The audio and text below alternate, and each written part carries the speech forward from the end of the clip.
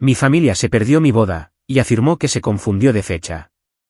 Pero esa noche, los vi en primera fila en el evento de golf de mi hermano. Estaba allí de pie, con mi vestido de novia, mirando un salón lleno de gente y tratando de enfocarme en lo bueno. Mis amigos estaban allí. La familia de mi esposo había volado desde 3 estados diferentes. Incluso mi antigua compañera de cuarto de la universidad, a quien no había visto desde 2018, logró llegar. La comida era perfecta.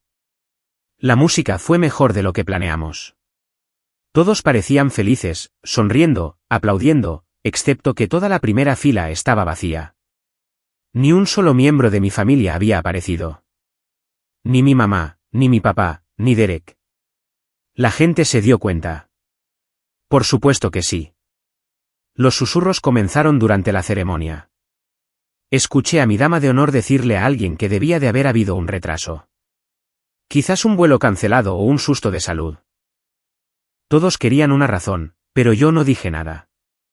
Solo sonreí, no dije nada, y me casé con el hombre que amo con toda una fila de sillas vacías mirándome como una broma. La ceremonia terminó. Tomamos fotos. Di un discurso.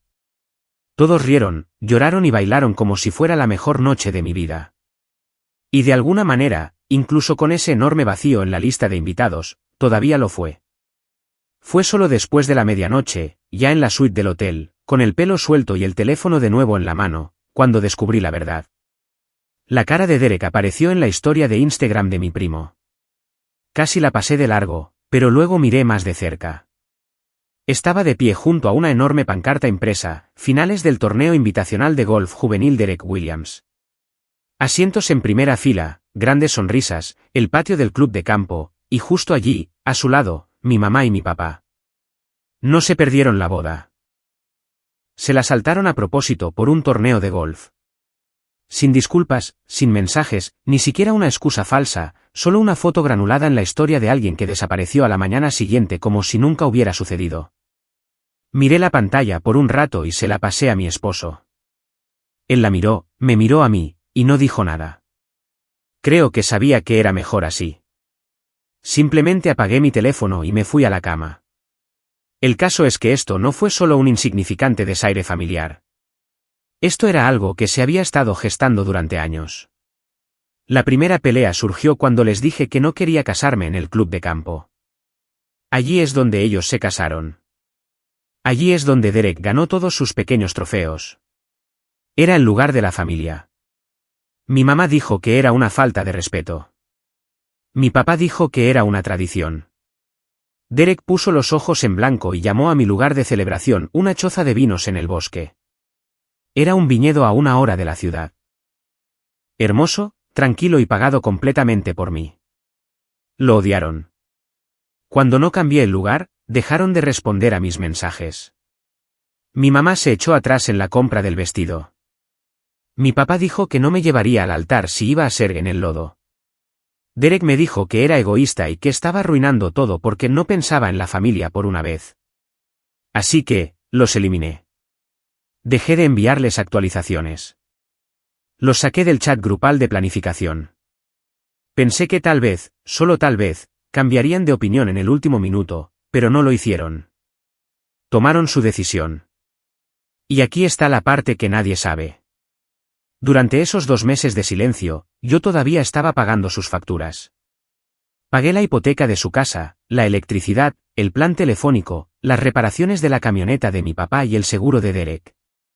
No dieron las gracias. Ni siquiera me hablaron. Pero el dinero seguía saliendo de mi cuenta como si nada hubiera cambiado hasta la boda. Después de eso, se acabó. Una semana después, exactamente 7 días después de la ceremonia, mi papá llamó. No contesté. Envió un mensaje que decía, «Hola, ¿podemos hablar? Necesito tu ayuda con algo». Ni una sola palabra sobre la boda. Ni siquiera una broma. Como si no hubiera pasado. Miré ese mensaje durante mucho tiempo. Casi respondí. Casi. A la mañana siguiente, mi mamá empezó a llamar. Al principio, fue solo una vez, luego 2. Para el mediodía, había llamado 15 veces y dejado 2 mensajes de voz. No los escuché, pero sabía lo que venía. No me extrañaban. Me necesitaban, y tenían el descaro de pedir algo. Al segundo día completo de llamadas perdidas, finalmente cedí y revisé los mensajes de voz. No porque quisiera saber de ellos. No quería. Sino porque tenía curiosidad por ver hasta dónde estaban dispuestos a llegar para fingir que no había pasado nada. El primero era de mi mamá. Su voz era ligera, falsa, alegre, como si llamara para confirmar planes para un brunch. Dijo que esperaba que la boda hubiera ido bien, como si preguntara por una cena que yo hubiera organizado. Luego vino la frase que me dejó helada. Supongo que nos confundimos de fecha. Sabes lo caóticas que han estado las cosas, ¿verdad? Se confundieron de fecha. Por eso envié invitaciones impresas, recordatorios por correo electrónico y una confirmación de asistencia digital con la hora y las coordenadas exactas. Incluso recuerdo haberla ayudado a agregar la fecha al calendario de su teléfono. Dijo que quería que le recordaran una semana antes. Eso nunca cambió. No hubo ninguna confusión. Simplemente no vino. Luego su tono cambió sutilmente. Dijo que había estado queriendo contactarme porque había surgido algo con el cumpleaños de Derek. Cumplía 23 años y había tenido un año difícil. Querían que fuera especial. Algo sobre una fiesta en el club de campo, por supuesto, y un nuevo palo de golf personalizado al que le había echado el ojo. Edición limitada, caro. Podía oírla intentando sonar casual mientras decía que costaba alrededor de $1.400, pero incluso una parte ayudaría.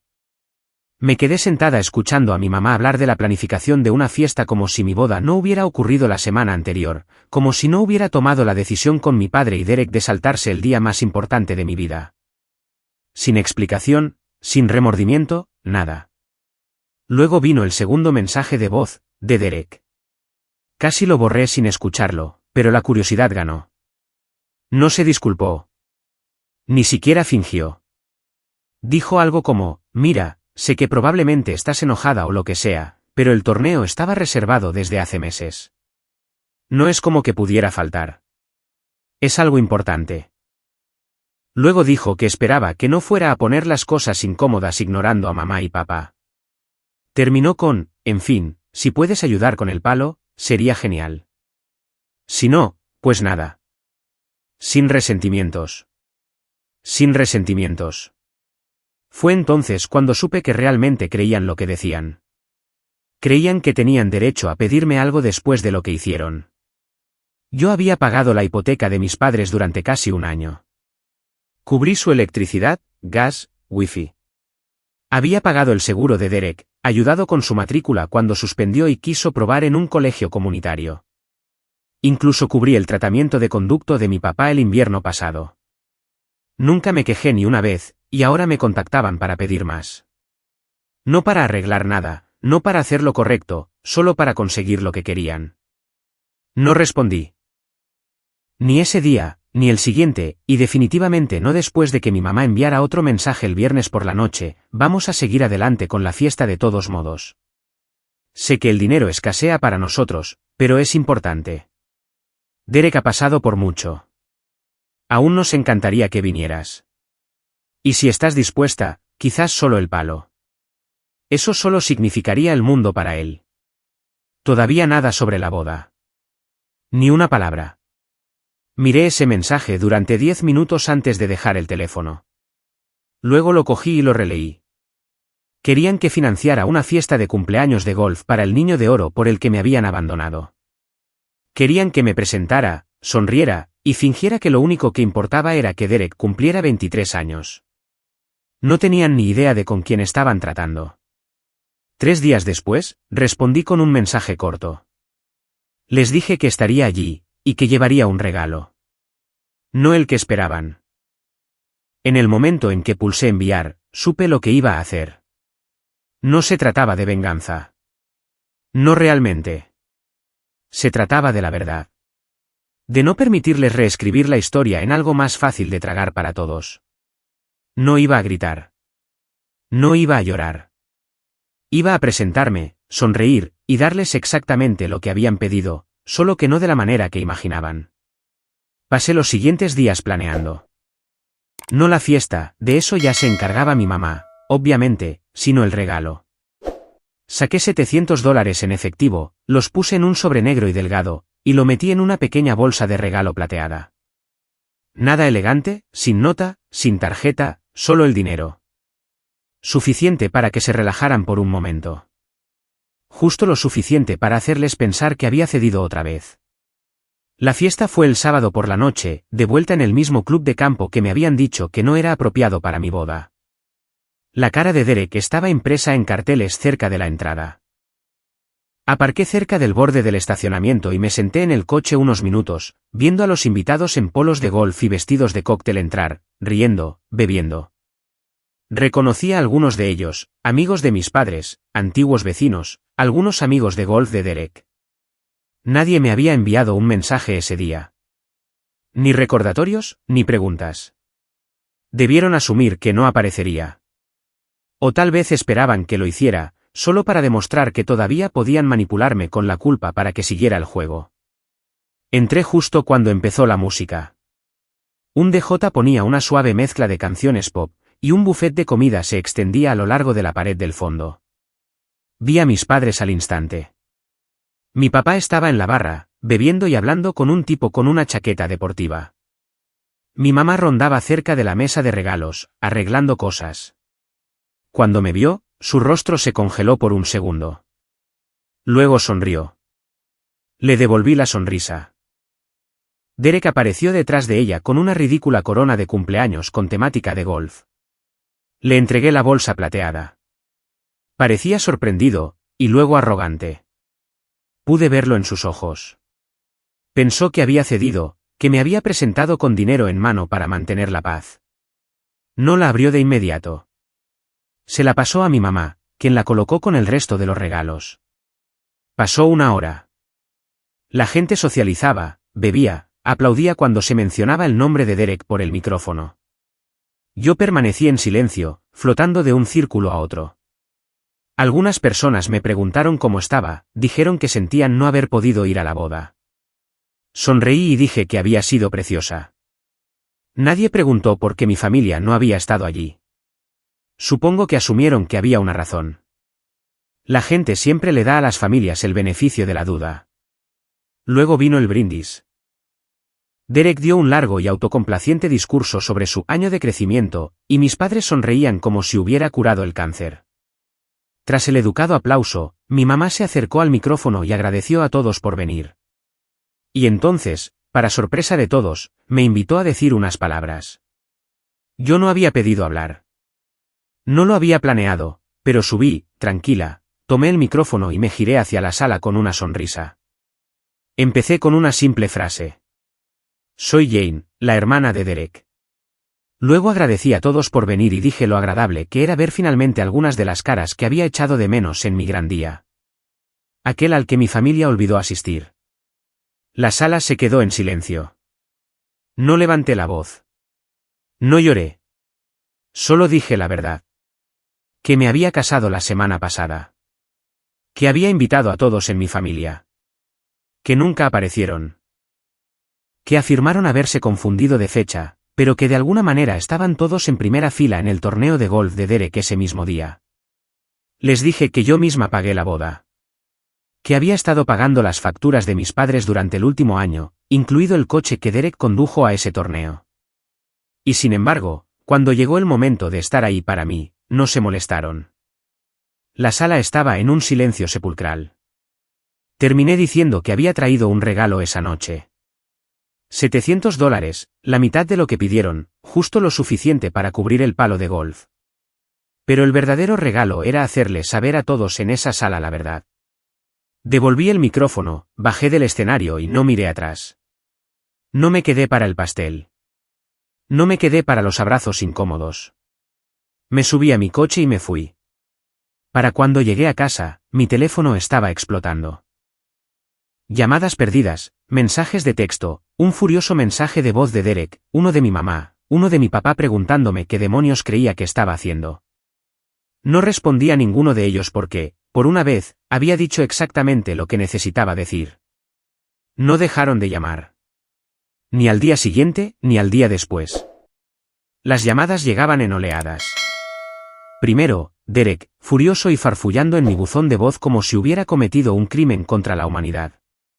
Luego, los de mi mamá, más suaves pero no menos manipuladores, preguntando por qué no pude haber manejado las cosas de manera diferente y recordándome que a la familia no se le expone así. Mi papá no llamó al principio, solo envió un mensaje de texto corto y agrio: nos avergonzaste delante de todos. No respondí a ninguno de ellos. Honestamente, pensé que ese sería el final. Dejar que el silencio se pudriera entre nosotros.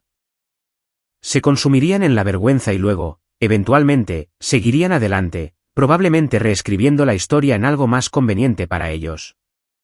Que yo había exagerado, que había malinterpretado, que había estado hormonal o estresada, o cualquier excusa que los hiciera sentir menos culpables.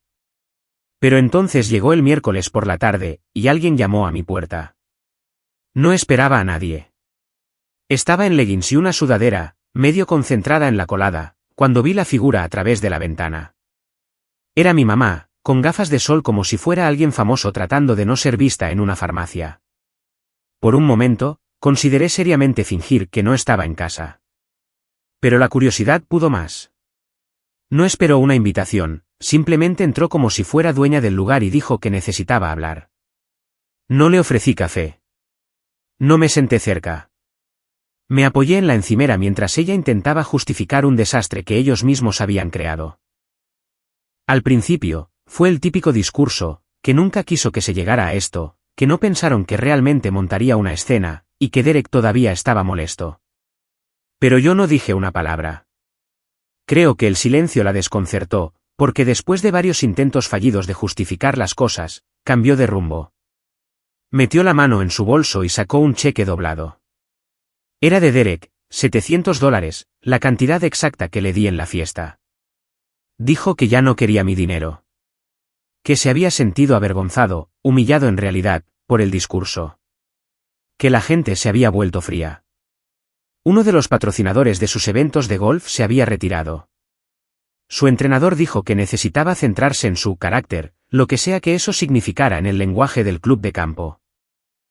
¿Y esa pequeña y arrogante corona que usó durante la fiesta? Dijo que la había tirado a la basura al salir. Tomé el cheque, lo miré, y luego le pregunté si esa era la razón por la que había venido, para devolver el dinero y hacerme sentir culpable. Ahí fue cuando las cosas cambiaron. Se sentó y dijo algo que no esperaba. Mi papá había perdido su trabajo hacía 4 meses. No recientemente. Hacía 4 meses. No se lo había dicho a nadie. Ni a ella, ni a Derek. Definitivamente no a mí. El dinero que yo había estado enviando para ayudar con las crecientes facturas, en realidad había estado cubriendo todo: la hipoteca, los servicios, la comida. Y lo que no gastaba en la casa, lo invertía en apuestas deportivas en línea. Estaba tratando de recuperar el dinero en silencio, en secreto, y perdiendo cada vez. Dijo que solo se enteró después de la boda, cuando casi cortan la luz, y finalmente abrió una factura que todavía tenía mi nombre. Lo confrontó. Él se derrumbó, se lo contó todo. Llevan meses de retraso. La casa está al borde del abismo. Y vino a mí porque, por mucho que odiara admitirlo, yo era la única que realmente los había mantenido a flote. No Derek, no mi papá, yo. No lloró de inmediato. Solo se sentó allí, doblando y desdoblando sus manos como si no supiera qué hacer con ellas. Luego hizo una pregunta para la que no estaba preparada. ¿Crees que hay alguna forma de recuperarnos de esto? No respondí de inmediato. Quería decirle que no, que se había acabado. Que eran años de podredumbre finalmente expuestos. Pero en su lugar, pregunté otra cosa. ¿De verdad pensaste que no diría nada en la fiesta? Me miró, cansada. Y esta vez, no mintió. Dijo que contaban con ello. Que yo siempre había sido la que se callaba, la que se tragaba su dolor y facilitaba las cosas. Y que cuando hablé, cuando dije la verdad frente a toda esa gente, no supieron cómo recuperarse de eso. Me quedé allí de pie durante mucho tiempo sosteniendo ese cheque, sin decir una palabra. Luego dijo una última cosa antes de irse. Algo que me pilló completamente por sorpresa. El club de campo les envió un aviso. El comportamiento de Derek y la atención que atrajo pusieron la membresía familiar bajo revisión. Había habido quejas. La gente se sentía incómoda. Los patrocinadores se estaban distanciando. No por mí, sino por ellos. Porque la verdad finalmente se había colado por las grietas y los había golpeado en el único lugar que importaba, la reputación. Se levantó para irse y dijo que esperaba que algún día pudiera encontrar en mí el perdón. Le dije que lo pensaría. Ella asintió y se fue. No cobré el cheque. Todavía no lo he hecho. Está en un cajón, junto a mi licencia de matrimonio. Uno es el comienzo. El otro, aún no lo he decidido. El cheque se quedó justo donde lo dejé. En el cajón superior, debajo de una copia de mi licencia de matrimonio y un fajo de viejas facturas de servicios. La mayoría de ellas con mi nombre, no el suyo. Me decía a mí misma que lo tiraría, o lo quemaría, o lo enmarcaría. Pero no lo hice. Simplemente se quedó allí, como la última palabra en una discusión que ya nadie quería tener. Después de la visita sorpresa de mi mamá, todo se quedó en silencio. Por primera vez en meses, tuve un silencio real de los tres. Ni una sola llamada, mensaje, o chantaje emocional pasivo-agresivo. Y yo tampoco me puse en contacto. Vertí ese silencio en mí misma, en mi hogar, en el esposo que apenas tuve un momento para disfrutar después de la boda. Dábamos paseos por la tarde. Hacíamos la cena todas las noches, como si intentáramos recuperar algún tipo de calma. Incluso empecé a dormir mejor. Había un espacio en mi vida que solía estar lleno de tensión y obligación silenciosa, y ahora simplemente estaba abierto. Pensé que tal vez eso era todo, que el drama se había extinguido y todos estábamos de pie entre las cenizas, cada uno fingiendo que no era su culpa. Entonces, 2 semanas después de la fiesta, Derek me envió un mensaje. Todavía estás invitada si quieres. Lo miré más tiempo del que debería. Solo esas palabras, sin explicación, sin disculpas, sin sarcasmo. No tenía sentido. Le pregunté a qué se refería. Su respuesta llegó rápido. Mamá va a hacer una fiesta de reconciliación en casa. Nada grande. Solo familia. No respondí de inmediato. La última vez que recibí una invitación de ellos, vino con un montón de mentiras y una primera fila vacía en mi boda. Supuse que esto era solo control de daños. Mi mamá probablemente convenció a Derek de que si no hacían algo pronto, el resto de la familia extendida seguiría preguntando qué había pasado. Pero lo que me conmovió fue lo que dijo a continuación. Ella solo quiere que todos estemos en la misma habitación. No quiere que lo último sea eso. Pregunté qué había cambiado. Respondió, honestamente, ¿hablabas en serio? No pensé que realmente lo harías, pero lo hiciste, y quizás nos lo merecíamos. La palabra nos se me quedó grabada. Esperé 3 días antes de responder. Luego le dije que iría, no porque quisiera hacer las paces, sino porque quería entrar en esa casa bajo mis propios términos por primera vez en años. Sin un sobre en la mano, sin dinero metido en una tarjeta de cumpleaños. Sin la chequera en mi bolso. Había terminado de presentarme como su red de seguridad. Esta vez, yo sería la invitada. No me arreglé. Llevaba vaqueros y una camiseta negra lisa, nada llamativo. Traje una pequeña botella de bourbon, el que mi papá solía beber cuando las cosas estaban mejor, antes de las mentiras, antes de la presión. No la envolví, solo la llevé en una bolsa y dejé la etiqueta en blanco. Cuando entré en su entrada, noté algo diferente de inmediato. No había globos, ni decoraciones, ni coches aparcados por toda la calle como en el último espectáculo de Derek. Solo unos pocos coches, las luces del porche encendidas, y el olor de algo casero saliendo por las ventanas. Llamé una vez, sin respuesta. Luego abrí la puerta y entré. Allí estaban, Derek sentado en el sofá con un plato de lasaña. Mi mamá en la cocina, revolviendo algo en la estufa. Mi papá junto a la puerta corredera de cristal, mirando hacia el patio trasero. Los tres se giraron cuando entré.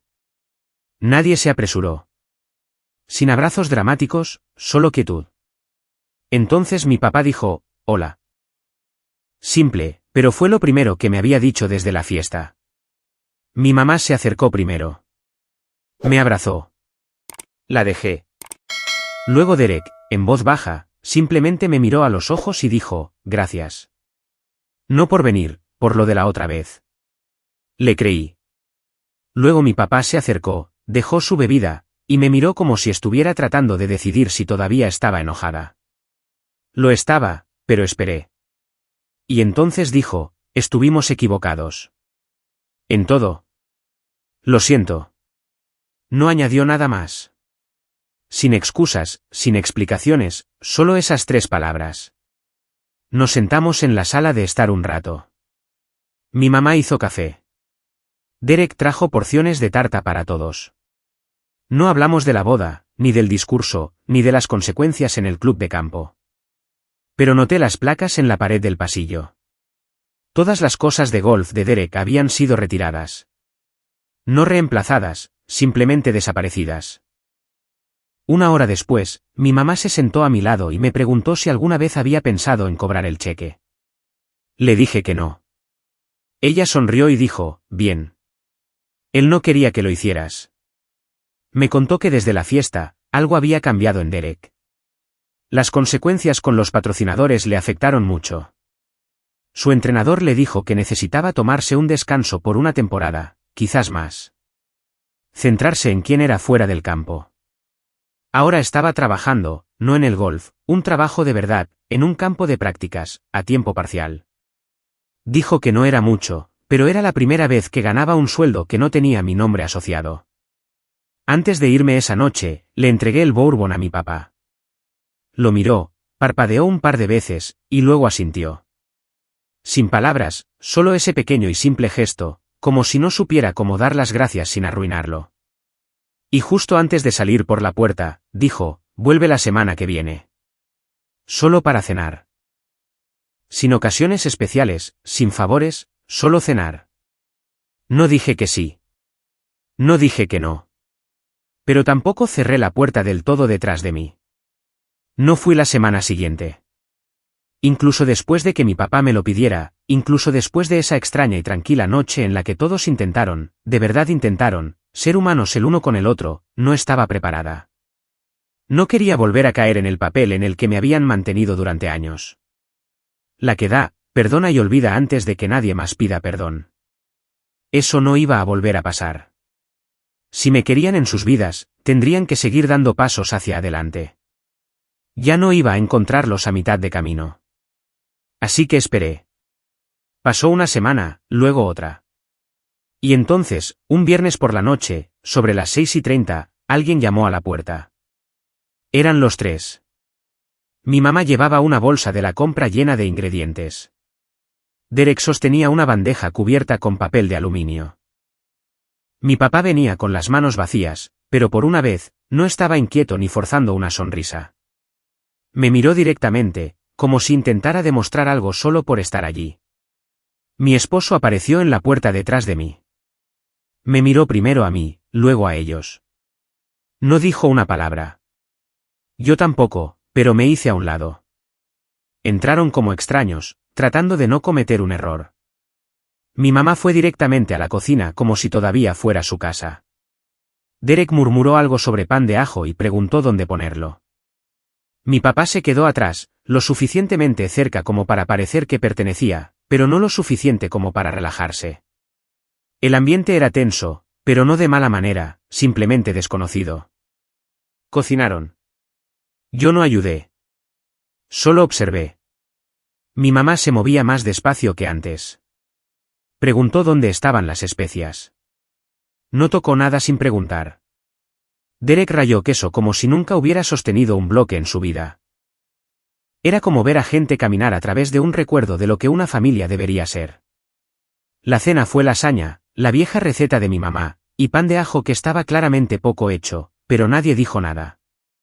Nos sentamos alrededor de la mesa que mi esposo y yo habíamos comprado juntos después de mudarnos. El primer mueble real que elegimos como pareja casada. Recuerdo pensar que extraño era que fuera la primera vez que la veían. Ni siquiera habían estado en nuestra casa antes. Ni una sola vez. Nadie dio las gracias. Nadie dio discursos. Pero hablamos. Preguntaron por la boda. Preguntaron de verdad esta vez. Mi papá quería saber cómo había ido, qué tiempo hizo, quién acabó llevándome al altar. Se lo conté. No lo endulcé. Le dije que fue preciosa, pero que la primera fila estaba vacía y que eso dolió. Él asintió. No dijo nada durante un largo rato. Luego, finalmente, debería haber estado allí. Solo eso. Fue suficiente. Derek dijo que había estado trabajando a tiempo parcial en un campo de prácticas local. Bromeó sobre cómo tiene que limpiar lo que ensucian los adolescentes que se creen el próximo Tiger Woods. Dijo que había empezado a ahorrar. Sacó su teléfono y me mostró una aplicación, una carpeta etiquetada, fondo para la bolsa de golf. Tenía $150. Y debajo, una sola nota, no más ayudas. No lo dijo para recibir aplausos. Ni siquiera levantó la vista cuando me lo enseñó. Simplemente deslizó el teléfono por la mesa y siguió comiendo. Después de la cena, mi mamá se quedó en mi cocina y lavó los platos. No preguntó, simplemente lo hizo. Mi esposo se ofreció a secar, y ella sonrió como si ya no supiera cómo aceptar la amabilidad. Mi papá se quedó en el comedor, solo él y yo por unos minutos. Dijo que no había tocado una apuesta desde que mi mamá se enteró de lo del trabajo. Dijo que se había estado reuniendo con alguien, un asesor financiero, alguien gratuito a través del centro comunitario local. Le pregunté por qué. Dudaba. Me miró y dijo, porque esta vez, casi lo perdimos todo. Y ya no quiero que seas tú quien recoja los pedazos. Lo decía en serio. Le creí. Antes de irse, se quedaron cerca de la puerta como si esperaran algo. No un gracias, ni un abrazo, solo cualquier cosa que les dijera que todavía eran bienvenidos. Les dije que podían venir el próximo viernes. Solo para cenar, sin grandes momentos. Mi mamá sonrió. Derek asintió. Mi papá pareció aliviado de una manera que no había visto desde que era adolescente. A la mañana siguiente, recibí un mensaje de mi mamá. Sin palabras, solo una foto. Era un pequeño marco plateado en el estante de su sala de estar. Dentro, una de las fotos de mi boda, solo mi esposo y yo riendo. Nadie más en la foto. Ni Derek, ni mis padres, solo nosotros. Más tarde esa tarde, Derek me envió una captura de pantalla de otro depósito. Esta vez, $75. Su fondo para la bolsa de golf crecía lentamente, un sueldo a la vez. No respondí, porque ya no tenía que hacerlo. Lo que pasa con la familia es que a veces pasas años pidiéndoles que te vean, y un día dejas de pedirlo, y ellos o dan un paso al frente o se desvanecen. La mía dio un paso al frente.